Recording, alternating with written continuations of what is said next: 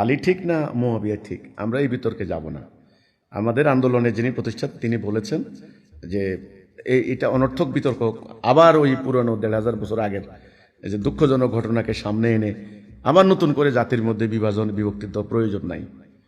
যেহেতু আমাদেরকে ঐক্যবদ্ধ করার মূল জায়গা হচ্ছে তাওহীদ, লা ইলাহা ইল্লাল্লাহ, এবং তাওহীদ সমস্ত গুনাহ মাফ করে দেয়, তাওহীদ বান্দাকে জান্নাতে নেয়, তাওহীদ হচ্ছে ঐক্যবদ্ধ হওয়ার রশি দড়ি।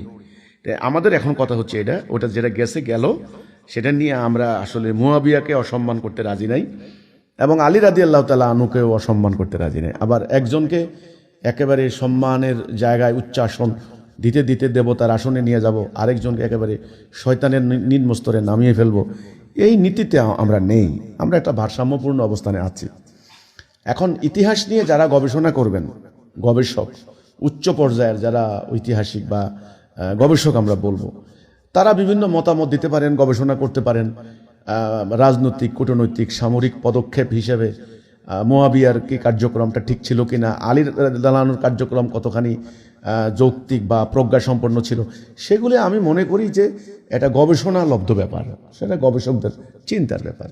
কিন্তু সাধারণ জনগণের মধ্যে এটা নিয়ে বিভক্তি সৃষ্টি করা, আলোচনা করা, ফতোয়া দেওয়া, যে মুয়াবিয়াকে গালাগালি করা, আলীকে গালাগালি করা, এই ব্যাপারগুলি আমি মনে করি বন্ধ হওয়া দরকার। আমাদের কমন নীতিমালায় আসা উচিত যে আমাদের সামনে এখন সমস্যা হচ্ছে আল্লাহর বিধান নেই, আল্লাহর বিধানটা কিভাবে কায়েম করতে পারি, এটা হলো আমাদের ১ নম্বর এজেন্ডা। যেটা অতীতে রাজনৈতিক গোলযোগ, ভাতৃঘাতিক সংঘাত চলে গিয়েছেন, সেগুলি তো গেছে। আমি একটা ঘটনায় খালি শেষ করে দিচ্ছি। ওই ঘটনায়, এই যে সাহাবীদের এই যুদ্ধের ঘটনায় যত সাহাবী মারা গিয়েছে, কথা হচ্ছে প্রায় ১০,০০০ সাহাবী নাকি শহীদ হয়েছেন, বর্ণনার এদিক সেদিক আছে।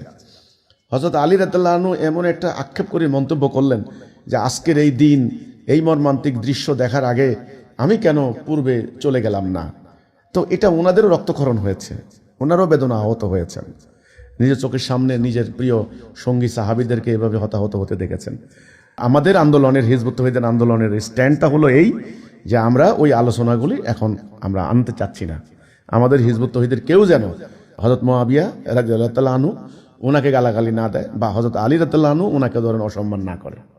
বরং আমি বলবো, যারা শিয়া আছেন, দাবি করেন, আলীকে পছন্দ করেন, মাওলা আলী বলেন, পাক পাঞ্জাতন, বরং আসুন হযরত আলী যে আদর্শের জন্য লড়াই করেছেন, ওনার সন্তানরা যে আদর্শের জন্য জীবন দিয়েছেন, আসেন সেই আদর্শটাকে কায়েম করি।